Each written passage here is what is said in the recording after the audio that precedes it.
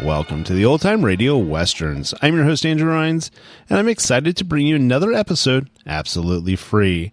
This is one of over 80 episodes released monthly for your enjoyment. Now, let's get into this episode.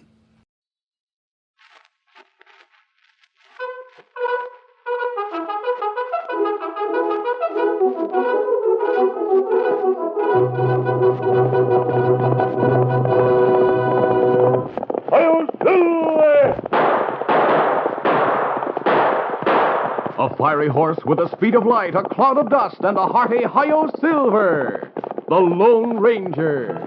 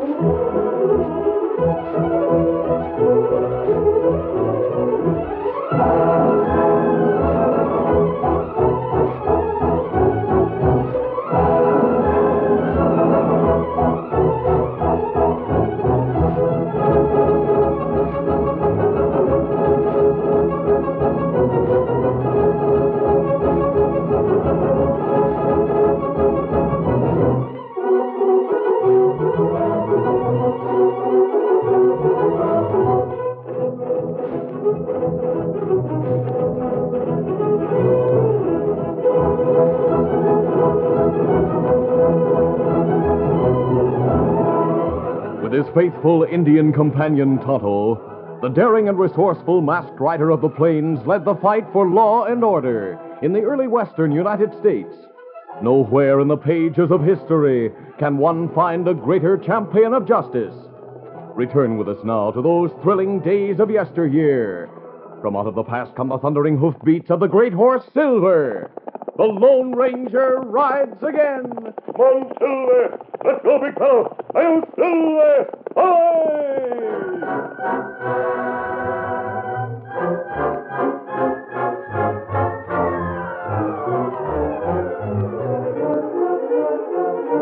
The territory surrounding the town of Brimstone had for some time been terrorized by an outlaw gang, led by a man who had become known as the Faceless Bandit.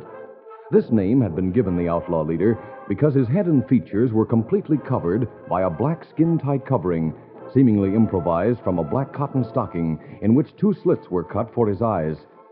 The first appearance of the Faceless Bandit and the gang was when they held up a stage carrying a payroll from the Rimstone Bank to a mining settlement several miles away. Holy smoke, outlaws! Use your whip. I'm guarding this payroll. We won't give up without a fight. Get up here! Get there, boys! Come on here! I'll give them some lead. Come on! Get up here! Come on! They're gaining on us. Keep going. I'll pick them up. Oh! They got the guard. I gotta stop. Whoa! Oh, there, whoa! Oh, boy! Oh! I'd reach you and don't move. Yeah. All right, men. You know what the boss is pointing for. Get up there and get that payroll out of the strong box. Right. Come on. A short time later, the gang, headed by the Faceless Bandit, held up the Rimstone Express office just after nightfall. What the... So hold up, mister. Well, that hombre next to you, his head and face all black. He's faceless. Yeah, sure. And he's pointing at the safe. That means he wants you to open it pronto. No, I Open it can't. or I'll... Yeah, all right. Yeah, the boss is signaling to make him hurry, Chief. He better make it quicker. The boss will plug Here, him. wait, I'm hurrying. Now get busy, fellas. Empty that safe pronto. The hombre you call boss just signals with his hands. He don't talk. Shut up. Oh. Boss is waiting for us to clear out fast. Come on, this way.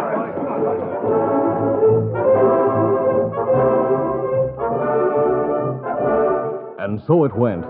Ranchers who drew large sums from the bank in town were waylaid and robbed. A train that had left Rimstone with a gold shipment was robbed some miles away when it stopped at a water tower to take on water.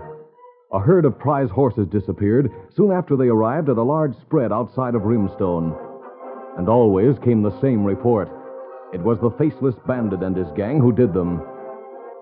News of the gang had spread throughout the Southwest and had reached the ears of the Lone Ranger and his Indian companion, Tonto.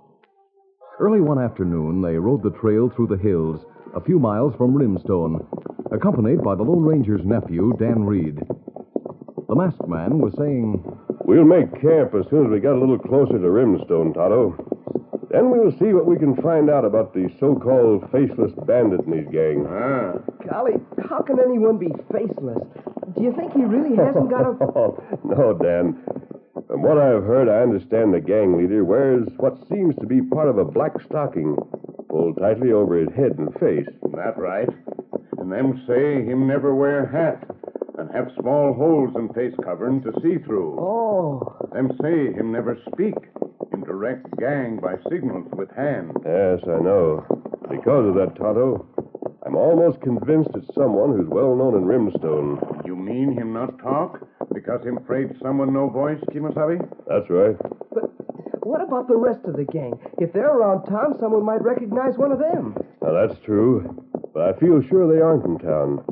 The leader could go to meet them at some hideout whenever he has a job he wants done. That right. From what I've heard, they go after shipments or people who are known to have something valuable, but always after they leave Rimstone. And that's what me hear. I'd say that means there's a person in town who's in a position to know when someone's taking something of value out of Rimstone. Gosh, I wonder why the sheriff in Rimstone hasn't thought of that. Maybe he has, Dan. But there are 200 or 300 people in that town. I didn't think of that. After we pitch camp, we'll make plans for getting a line on that gang. All right, let's move a little faster now. Come on, Silver. Come up, Come on, Victor.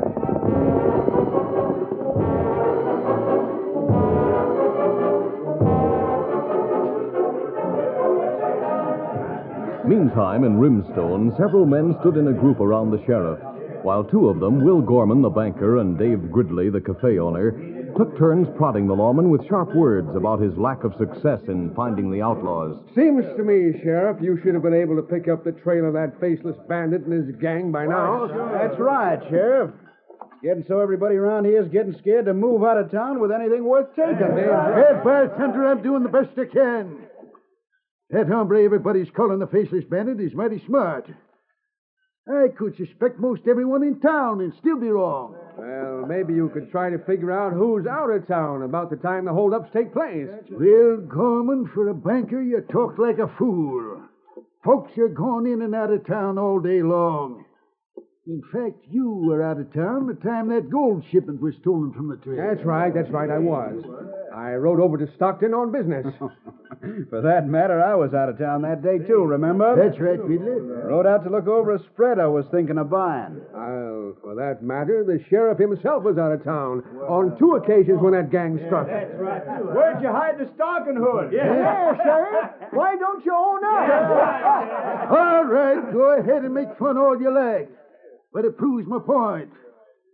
You can't say an hombre's a Faceless Bandit just because he's out of town when things happen somewhere in the territory. Say, Sheriff, you reckon me and my partner will be safe heading out of here for Pecos in our prairie schooner? Well, if that bedraggled-looking wagon down in front of the blacksmith shop is a schooner you mean, mister, it wouldn't get a second look from that outlaw gang. Oh, you can't go by looks, Sheriff. You come a mighty long way in that wagon. Left a wagon train 20 miles east of here. That's you? Why didn't you stay with the train? My partner and me sold out a good business in St. Louis. We got a nice nest egg of cash, and we want to buy a spread west of the Pecos and stock up with cattle. What's the best route to take from here? Well, see, head out the main trail at the west end of town. About 3 miles from here, there's a fork in the trail. You take the one to the right. You mean to the left, Sheriff? No, it's to the right. No, you're right, Will. He does take the left fork. Well, thanks a lot. Reckon we better get started so's to make some distance this afternoon. So long. Yes, so long to you. Well, I reckon I better get back to the office. I've wasted enough time in here myself. So have I. I have work to do back at my desk. I'll see you all later. Bye, Scott. The Lone Ranger, Tonto, and Dan found a campsite just off the main trail, a short distance toward town from where the trail divided. Sometime later, the Lone Ranger and Tonto left the camp. They rode across the main trail and headed for a distant hill to check the vicinity for a possible gang hideout.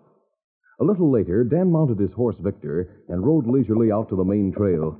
He turned toward town and had gone only a short distance when he saw a weather-beaten prairie schooner coming around a bend ahead.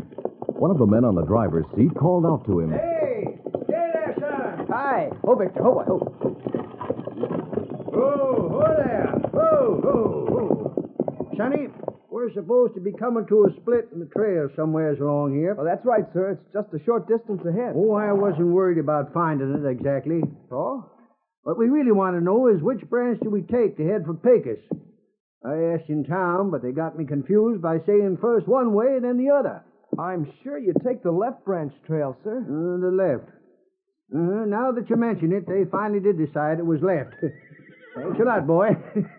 We'd have been sitting at that fork in the trail, scratching our heads in puzzlement, trying to guess which way. Great day. Look at coming over that rise off to the side. Yeah. Several men with bandanas covering their faces. Them's outlaws with drawed guns, Jed. Golly, the one in front. He's the Faceless Bandit. I heard talk about him. Grab your rifle.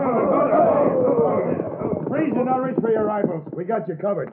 That means you two buttons. I'll get busy, some of you men. Boss is signaling to search the wagon. Now, look at here. We're just poor pioneers. Shut up. We know you got plenty of cash with you.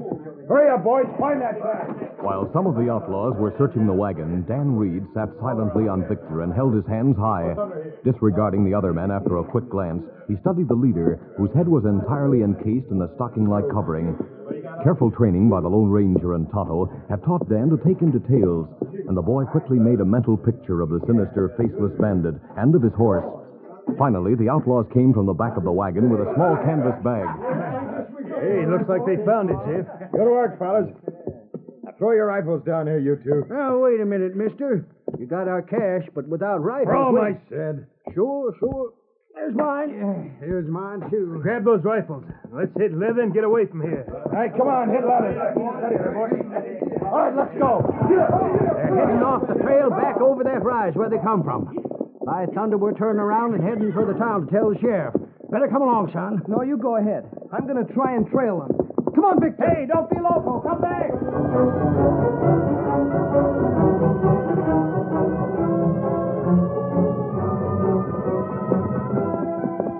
For a short time, Dan managed to follow the outlaws' trail.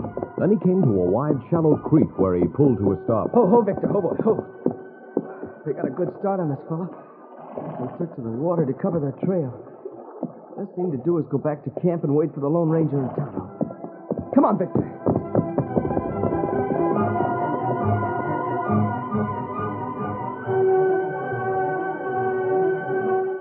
Dan rode back to the camp and waited impatiently. It was over an hour later when the Lone Ranger and Tonto returned. Dan quickly told them what had happened. The Lone Ranger listened intently, then spoke. You were wise to come back and wait for us, Dan. Tonto and I saw what seemed to be a posse from a distance riding up the main trail. I guess the sheriff and his men are trying to trail the gang now. That's right. I took a good look at the Faceless Bandit. He and the others had ordinary-looking broncs without any special markings on them. But I did notice one thing. Oh, what was that, Dan? Well, in the crease of his boots, where the sole joins the upper part, I noticed there was a fine dust. Sort of glittered in the sunlight, like gold dust. I noticed it on some of the others' boots, too. What you think of, Kimasabi? I'm thinking that Dan's quick sense of observation may help us spot that outlaw. How do that? I'm certain he's someone from Rimstone. If I'm right, that shiny dust Dan noticed on his boots will help us to capture the Faceless Bandit.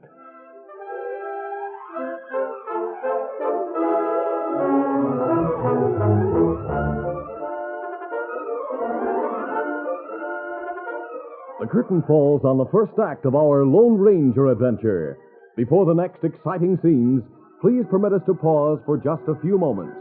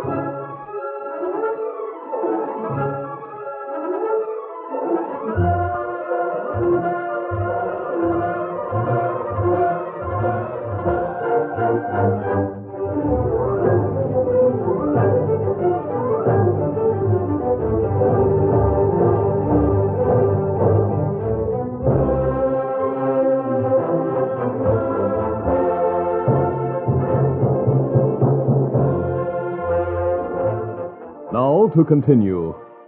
A short time later, the Lone Ranger with Tonto and Dan Reed reined to a halt in a secluded grove of cottonwoods near the edge of town. I'll wait here, Tonto. You and Dan go on into town and look around. It'll be dark in another hour or so. If it's necessary for me to go into town, I can go then, without drawing attention to my mask. All right, better get going. And if we find boots with shiny dust, we come back quick. Come, Dan. Get 'em up, Scout. Come on, Victor.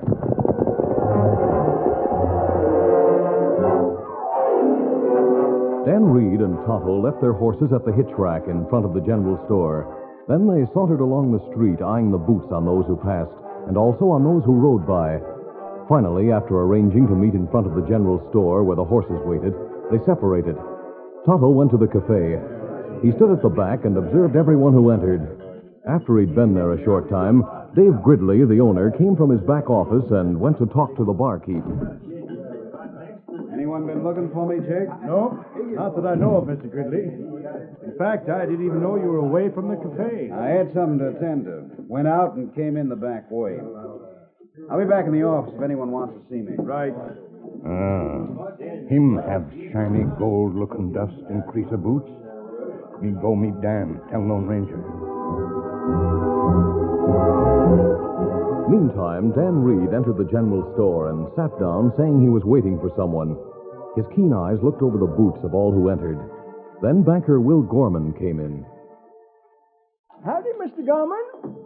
What can I do for you? I just came in from some tobacco, Hank. Well, sure thing. There you are. Thanks.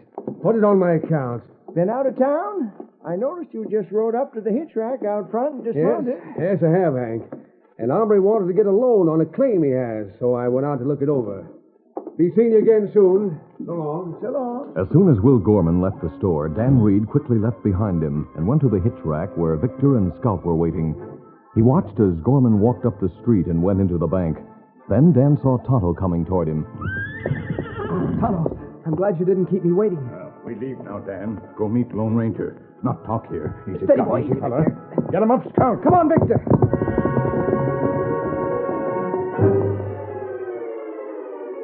While Dan and Tonto were in town, the Lone Ranger sat on a stump in the cottonwood grove as the great horse Silver grazed close by. Suddenly, Silver raised his massive head, then whinnied a warning. Instantly, the masked man jumped to his feet and whirled, making a grab for his guns. But even as he whirled, a voice spoke out sharply. What the? Hold it, mister. Don't drop. The sheriff's voice came from behind him and a short distance away. Reach and be quick about it. The sheriff had stepped from behind a tree, and after he got the drop on the masked man, 6 members of his posse showed themselves. The sheriff spoke again. We got tipped off by a fellow who saw you turn in here with 2 others. Where are they? In town? In town, eh? You and them must be part of the gang we were hunting. Leastwise, that mask proves you're not, huh? I can explain my mask, Sheriff. As a matter of fact, in regard to the gang, Shut they up. I'm in no mood to listen to phony explanations. Now that I'm standing in front of him, the rest of you get together behind him. Now what, Sheriff? You'll find out what before we're through. Everyone in that Faceless Bandit's gang will hang for the killings that took place. We're taking you into Rimstone Jail. You'll hang anyway, so you might as well talk and let the others hang with you. Sheriff, does a silver bullet mean anything to you? You mean you have a silver bullet? Yes, Keep I'll be... reaching there. I reckon you have a silver bullet, all right. But if it was made of gold, it wouldn't mean any more than the fact that you stole it from someone who got it as a trophy for shooting or something. All right, boys, keep them covered careful, like. I'm going to holster my gun and then take those fancy ones he's got. After that, we'll take off that mask. Watch out, Sheriff. Get him from the side so he can't grab you. Don't worry. With 5 of you bunched together behind him with drawn guns, he won't dare flicker an eyelash. All right, mister. I'll holster my gun and take yours. One little move, and you'll get a hail of bullets from behind you. As the sheriff stepped cautiously to the side a bit and then moved in toward the Lone Ranger, the masked man took a quick glance backward. He saw that the intelligent stallion Silver was tensed and ready for quick action. Even as the Lone Ranger spoke sharply, Silver sprang into action. Now, Silver! Like a silvery streak of lightning, Silver rushed into the group of men holding guns, bowling them over right and left. And as the sheriff's attention was momentarily attracted by the commotion, the Lone Ranger drew one of his own guns and, reaching with the other hand, grabbed the sheriff's gun from its holster. Runabout's fair play, Sheriff. Now you're covered. Gun to stallion, somebody. I dropped my gun. So did I, but I'll get it now. You not use gun. Reek. Tonto. Hey, an Indian with 2 guns. Yeah, and all of us knocked to the ground. The masked man has 2 guns, too. Otto, I'll keep them covered. You go pick up their guns and toss them into the bushes. He used one hand. Each gun ready another. Quickly, Tonto got the guns from the men of the posse and tossed each one into the thick bushes off to one side. Then the Lone Ranger flung the sheriff's gun. There's your gun, too, Sheriff. You and your men can hunt around in those bushes for them later. Hey, Thunder, you'll regret this, mister. We'll get our horses and take after you. Me see horses and head to Grove. Know something wrong. Me untie horses. Send them galloping a long trail away from town. What's that? Holy smoke, we'll have to round up our horses. These Alhoots don't decide to gun us down. We're not outlaws, so you're safe, Sheriff. Dan waiting at the Grove. Good. Here, Silver. I'm Scout. Easy, steady, big. Hello, Scout. Easy, fella. Adios, Sheriff. See you again sometime. Right, Jupiter, I'll...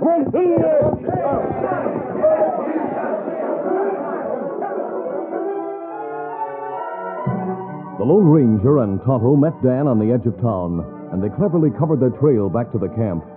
Tonto reported the cafe owner, Gridley, had glittering dust on his boots. Dan reported he had seen the same kind of dust on the boots of the banker, Gorman.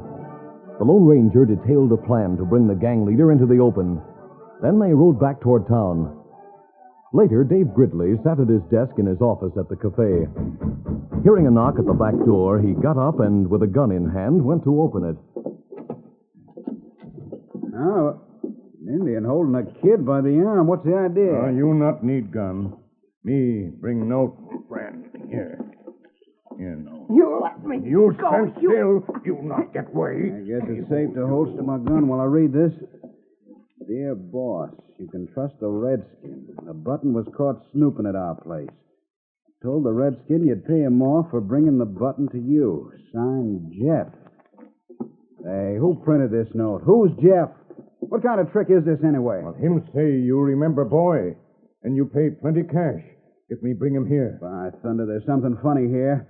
Step aside, kid, and I'll show you what I'm going to do. Dan jumped aside as Tonto sprang at Gridley, landing a hard blow to the chin. Quickly, Tonto and Dan ran into the shadows nearby, followed by the Lone Ranger, who had been standing to one side just outside the door. They stopped and looked back at the open door. He's getting up. Look, he's coming out. Him run between buildings, toward front. Maybe going for his horse at the hitch rack. Come on. Look, Kimasabi. Him run past horses, go across to sheriff's office. He's the man we want. He's clever. Let's finish our plan.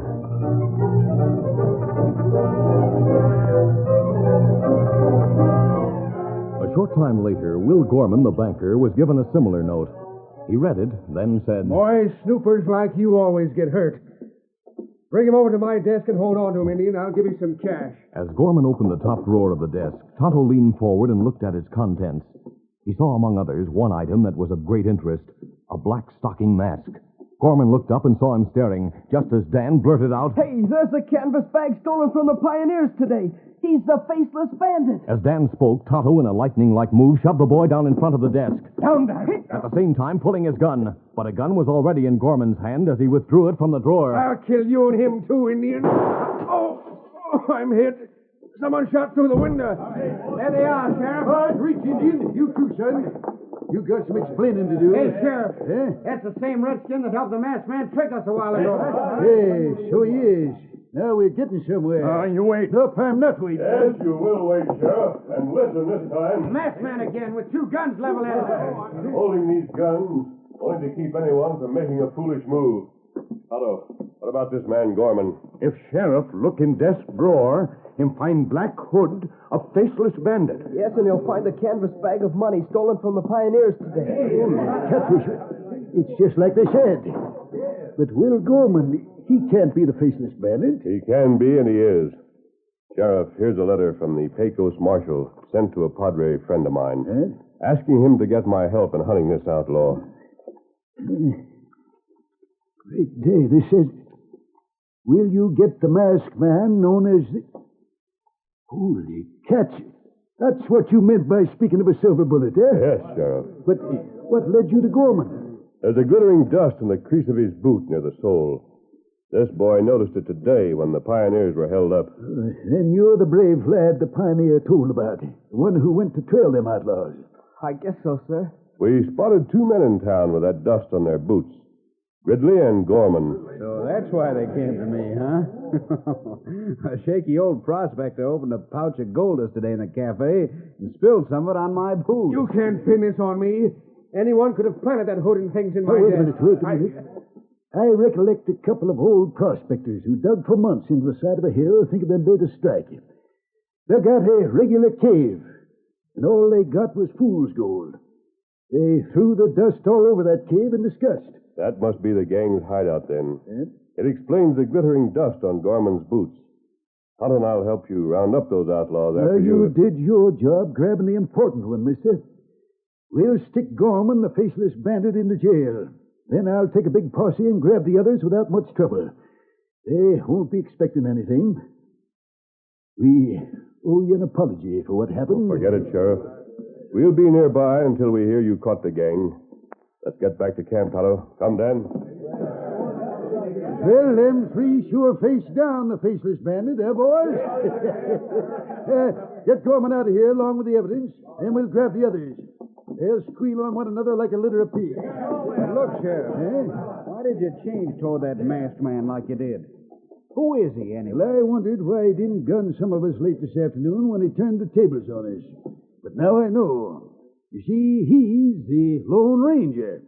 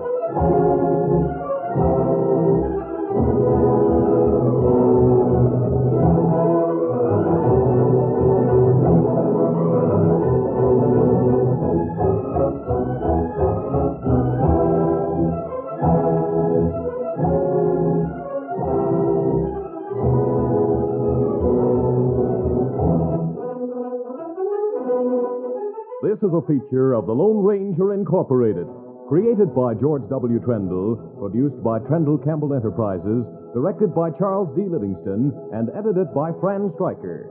The part of the Lone Ranger is played by Brace Beamer.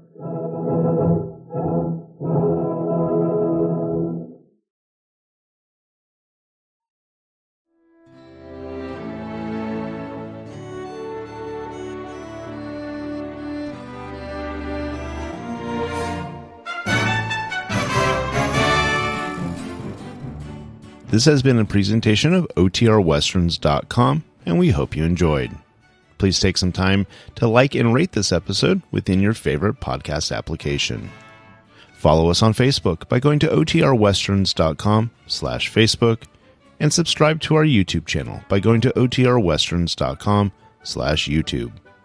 Become one of our ranch hands and unlock some exclusive content. We want to thank the following ranch hand, Steve, who joined us recently. You too can join by going to otrwesterns.com/donate. Send us an email, podcast@otrwesterns.com, and you can call and leave us a voicemail, 707-986-8739. This episode is copyright under the attribution, non-commercial, share-alike copyright. For more information, go to otrwesterns.com/copyright. Have a great day, and thanks for listening.